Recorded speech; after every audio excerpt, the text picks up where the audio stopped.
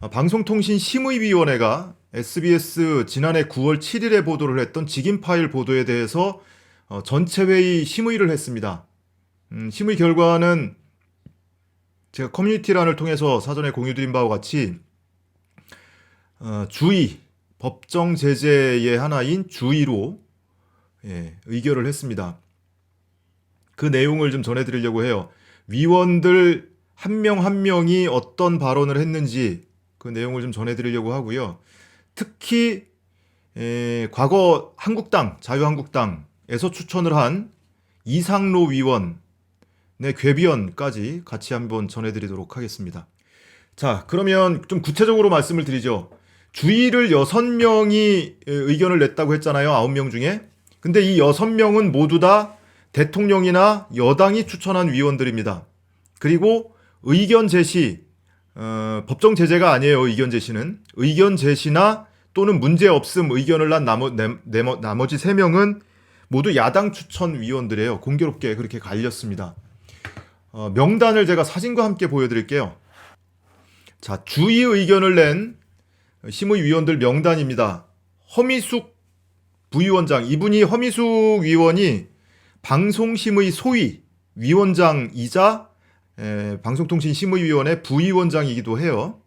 그리고 이소영 위원, 김재영 위원, 강진숙 위원, 심영섭 위원, 강상현 위원장. 강상현 위원이 방송통신심의위원회 위원장입니다. 이분이. 오늘 전체 회의를 주재를 한 위원이고요. 이렇게 6명이 모두 주의 의견을 냈고, 그 다음에 의견 제시는 법정 제재는 아니라고 말씀드렸죠. 단순히 행정조치에 불과합니다. 전광삼 위원, 박상수 위원 모두 야당 추천 위원이고요.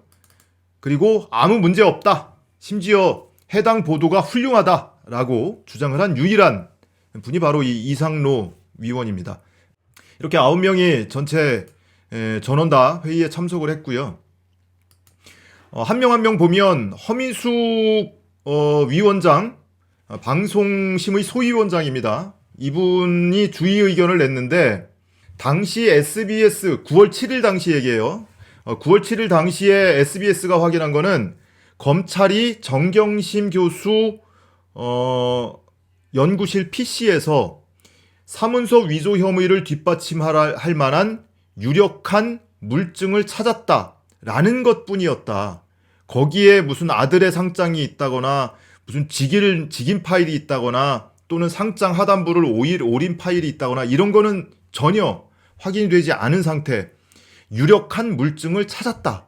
요 정도만 SBS 관계자가 소위원회에 출석을 해서 그 정도까지만 확인이 됐다고 했습니다. 이게 지금 객관성 위반 조항이거든요. 객관성 위반이라는 거는 뭐 중립을 지켰냐 이것이 아니고 얼마나 사실관계 확인을 충실히 했느냐 여부를 따지는 심사 항목입니다. 그런데 SBS 관계자가 소위원회에 출석을 해서 한두 시간 동안 위원들하고 언쟁을 벌이면서도 어디에서 사실관계 확인을 했는지에 대해서 사실상 거의 답변 거부를 하다시피 했어요. 그러면서 우리는 나름 확인을 했다. 언론이 할 수 있는 최대한의 역할을 했다. 최대한 사실 확인 절차를 거치려고 노력했다.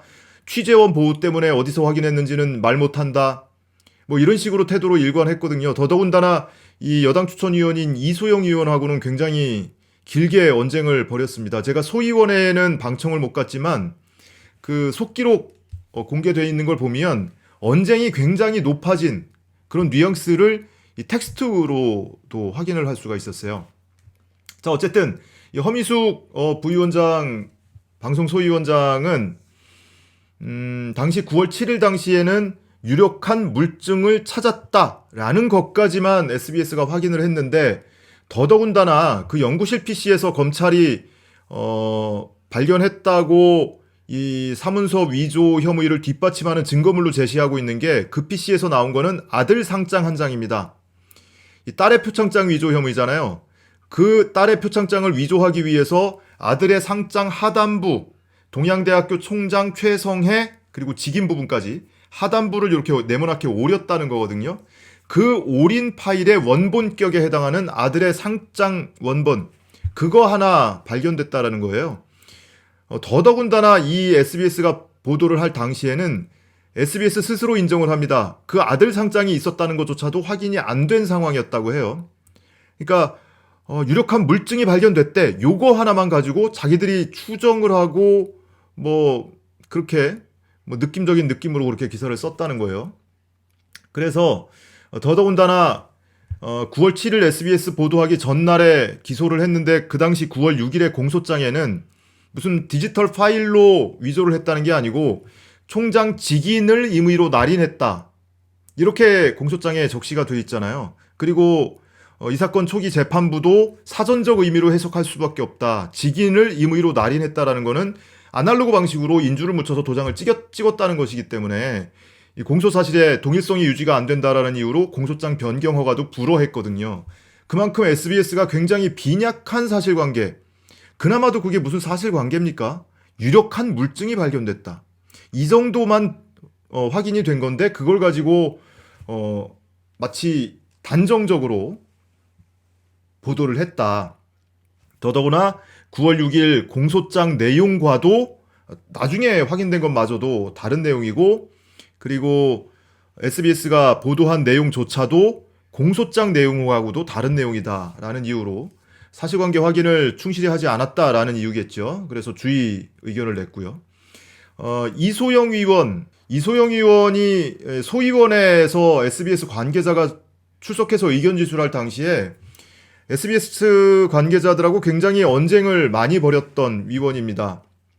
이분도 뭐 경고 의견을 내기는 했지만 주의 의견을 최종적으로 정리해서 내기는 했지만 소위원회에서는 본인의 마음 같아서는 경고 의견이었다. 근데 다만 위원들하고 좀 조율하는 과정에서 주의로 낮춰서 의견을 내고 전체 회의가 있을 때까지 SBS 측에서 그 사실관계 확인을 위해서 어떤 노력을 했는지, 어디에서 어떤 내용을 확인을 했는지 등에 대해서 조금 더 소명을 하면 그것을 보고 본인의 의견을 조정할 수 있다, 이렇게 여지를 열어뒀었거든요. 그런데 그 사이에 SBS에서는 소위원회 열리고 오늘 전체 회의가 있기까지 아무런 의견서를 추가로 낸 게 없었다고 합니다. 그래서 이소영 의원도 결국 주의 의견으로 유지를 했고요. 김재영 의원이 이분입니다. 이분 역시도 정부 여당 추천 위원이고요.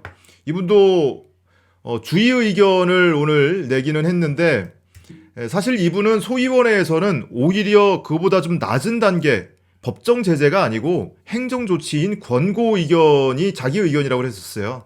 그러다가 나중에 또 이거 위원들하고 싱크를 맞추느라고 오히려 한 단계 높은 주의로 의견을 냈었는데, 이분 김재영 의원도 오늘 주의로 의견을 유지를 했습니다. 이분 이야기는 보도 내용이 사실하고 다른 거는 분명하다.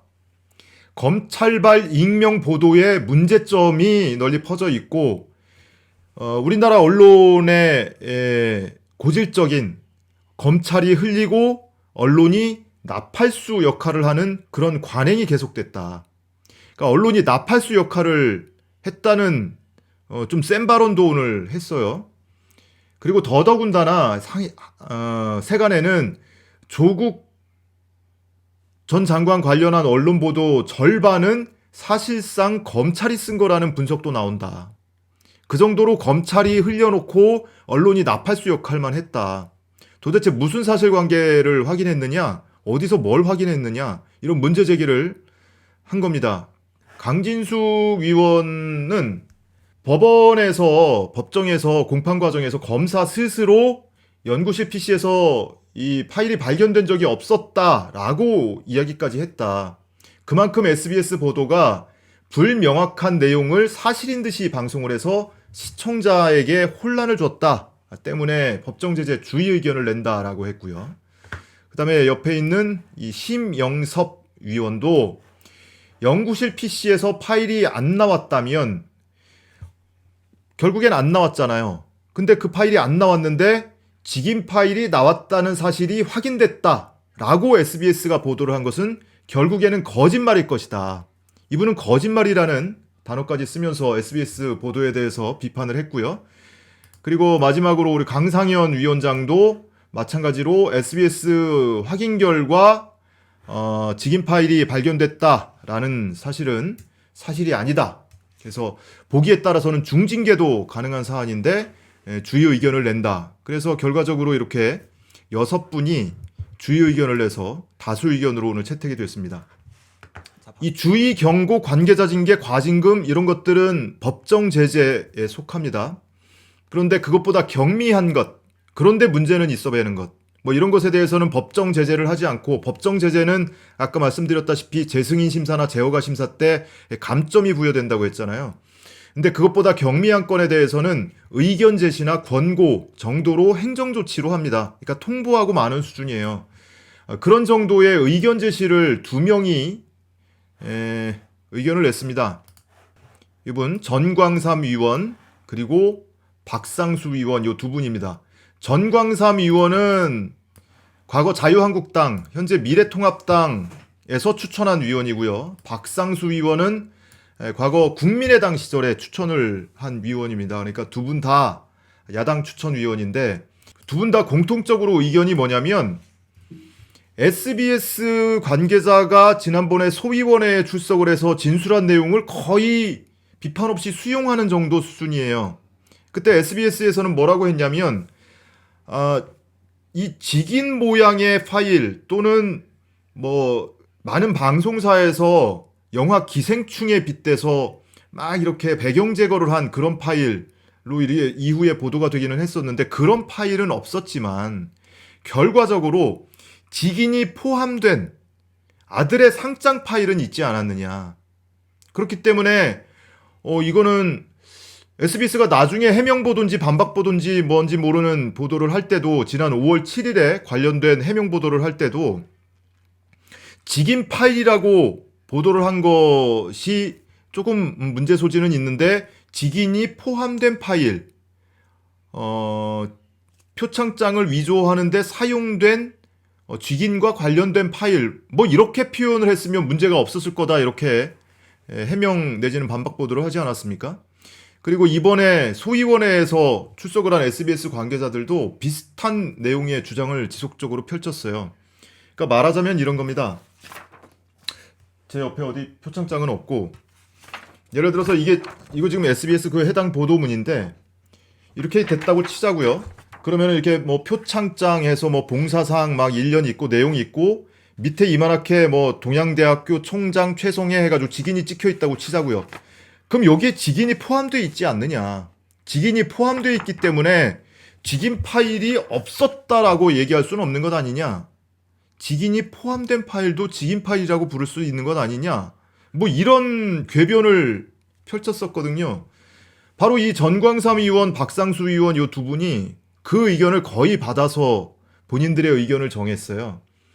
전광삼 의원은 이게 그 보도 내용이 사실이 아니라고 할 수 있냐. 아들 상장이 거기에 있었다. 거기에 이미 직인이 찍혀 있었다. 더 정확하게 SBS가 표현하려면 총장 직인이 찍힌 파일이라고 하면은 정확했을 텐데, 총장 직인 파일이라고 그걸 축약해서 또는 약간 오해 소지 있게 기사를 작성한 것이, 그것이 좀 문제 소지는 있다. 그렇다면 법정 제재는 과하고 의견 제시 수준으로 했으면 한다. 이런 의견을 냈습니다. 그래서 의견 제시 의견을 냈고요. 그 다음에 박상수 의원도 비슷한 취지예요. 당시 사문서 위조와 관련해서는 이것이 공적인 관심 사항이었고, 그리고 총장 직인 파일이 아예 없었던 건 아니다. 총장의 직인이 찍혀 있는 다른 표창장 파일이 있지 않았느냐. 그렇기 때문에 이 취재 보도에 대해서 과도하게 제재를 하는 것은 언론의 취재 활동을 위축시킬 우려가 있다. 이런 논리 전개를 했습니다. 그래서 전광삼 의원, 박상수 의원 이 2분은 의견 제시, 그래서 SBS 측의 해명을 거의 수용하는 그런 정도의 조치 의견을 냈고요. 사실은 지금 이 통합당 추천 전광삼 의원도 이전에 다른 일 때문에 좀 논란이 있긴 있었어요. 이분이 지난번 4월 총선 때 미래통합당에 공천 신청을 했던 분입니다. 대구 동구갑에 공천 신청을 했던 분이에요. 그 이전 20대 선거 때도 그렇고 19대 국회 선거 때도 그렇고 계속 공천 신청을 했던 분입니다. 그래서 법제처에서 이 방송통신심의위원은 정치 활동에 관여를 할 수 없게 규정이 되어 있거든요. 그래서 법제처의 유권 해석을 받아본 결과 이 공천 신청을 한 것은 정치 활동에 관여를 한 것으로 해석이 된다라고 해서 이 위원회에서 자진 사퇴 권고안까지 의결을 했었습니다. 그런데 본인이 버텼죠. 그만큼 이 정치적으로 좀 뭐랄까요? 객관성을 이미 잃었다 할까요?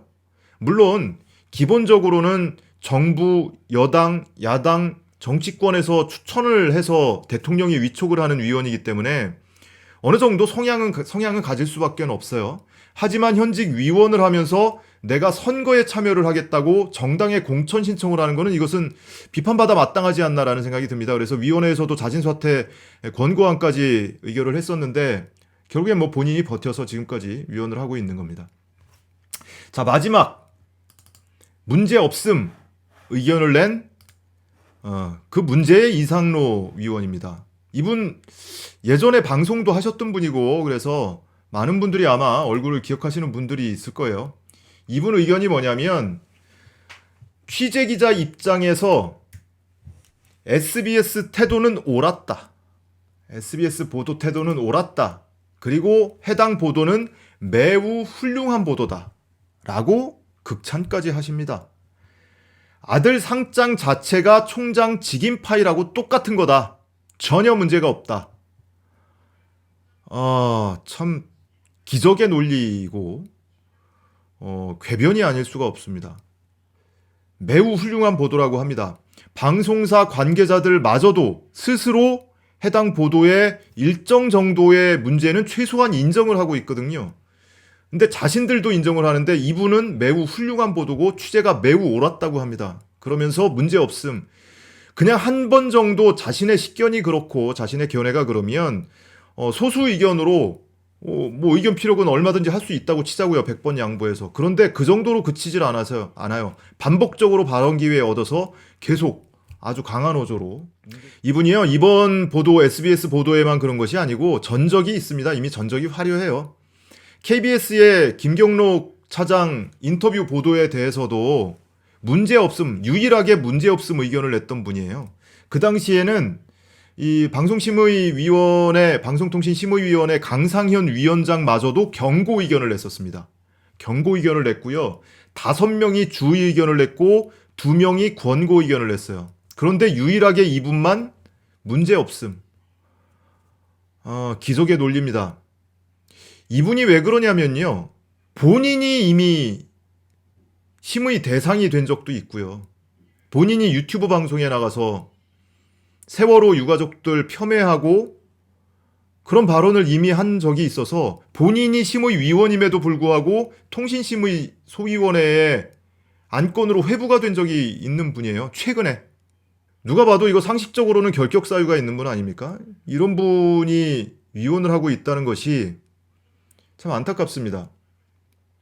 어떤 일이었냐면 이분이 심의 대상이 됐던 게 지난 5월 28일에 통신심의 소위원회에서 이분이 지금 이 사진이요. 여기 조그맣게 보이시면 프리덤 뉴스라는 유튜브 채널에 지금 출연하고 있는 방송 화면입니다. 이 화면이. 이 방송을 하면서 뭐라고 했냐면 그 세월호 유족을 모욕한 차명진 전 의원 그 토론회에서 세월호 텐트에 뭐 자원봉사자와 유족들이 무슨 뭐 문란한 행위를 했다라는 취지로 방송에서 얘기를 했었죠. 그것을 옹호하고 차명진 전 의원은 매우 용기 있는 사람이라고 추켜 세웁니다. 그 유족과 자원봉사자들을 그렇게 모욕을 했는데 매우 용기 있는 사람이라고 추켜 세우고요. 그리고 그거는 팩트다. 그 당시 언론에 보도가 됐던 내용이다. 언론에 보도되면 다 팩트인 겁니까? 그래서 KBS나 SBS 보도에 대해서도 다 팩트로 그냥 인정해주고 문제 없다라고? 그럼 심의위원회 뭐하러 있어요? 심의위원회 존재 가치가 뭡니까 도대체? 그래서 통신심의소위원회에서 이거는 이제 유튜브 방송이니까 방송심의소위원회에서 다루질 않고 통신심의소위원회에서 다루거든요. 통신심의소위원회에서 접속 차단 결정을 하려고 예고를 했습니다. 그래서 이 접속 차단 결정을 하기 위해서 관계자 의견 진술 그래서 출석 요구를 한 거예요. 출석 요구를 했는데 이분이 어떻게 행동했는지 아십니까? 본인이 그러면 출석을 해서 의견 제시를 하고 본인이 옳다고 믿으면 옳다고 믿는 바대로 진술을 하면 될 거 아닙니까? 본인이 위원이에요, 심지어. 근데 통신심의소위원회에서 출석 요청을 해서 의견 제시를 해달라고 하니까 그날 출석을 안 합니다. 불참합니다. 그리고 그 영상을 비공개 처리를 해요. 해당 영상을 비공개 처리를 합니다. 그러니까 공개, 비공개 이렇게 유튜브 운영자가 조정할 수가 있거든요. 비공개 처리를 하면 영상이 삭제되는 건 아니에요. 언제든지 클릭 한 번에 다시 공개가 될 수도 있습니다. 비공개 처리를 해놓고 출석을 안 해요. 그러니까 비공개 처리가 되면 유통이 안 됐다라는 이유로, 유통되지 않고 있다는 이유로 징계가 안 내려집니다. 심의 불가 처리가 돼서 각하 처리가 됩니다. 이런 분이에요. 이런 분이 다른 지상파 방송사에서 또는 공영방송에서 보도됐던 내용에 대해서 심의를 할 자격이 있는 건지, 이런 분이 어떻게 심의위원을 해요? 아무리 법적으로 적절한 절차를 거쳐서 추천을 받았다고 하더라도 이건 누가 봐도 상식선에서는 결격 사유가 있는 분 아닙니까? 그뿐입니까? 이분 지난해에는 어땠어요? 지난해에는 5.18 개입설, 5.18 북한군 개입설 관련한 유튜브 5.18에 대한 망언이 막 쏟아지던 시기가 있었잖아요. 그 유튜브 방송에서는 막 여기저기 여러 채널에서 북한군이 개입했다, 그러면서 광수 1호, 광수 2호 이렇게 번호 매겨가면서 그거를 심의위원회 안건으로 회부가 됐는데 그것과 관련해서 누가 민원을 냈는지, 이 민원과 관련된 정보를 심의 대상자한테 유출을 해줬습니다. 그래서 한번 또 물의를 빚었던 분이에요. 그거 어떤 공적인 업무를 수행하는 과정에서 취득한 비밀 아닌가요? 그거를 유출해도 되는 겁니까? 그러니까 이런 분이 지금 방송통신심의위원회에서 심의위원으로 여전히 활동하고 있다는 게 참으로 좀 개탄스럽습니다. 심의위원회의 위신을 떨어뜨리고 신뢰도를 저하시키는 결과로 이어진다고 생각을 해요. 안타깝습니다.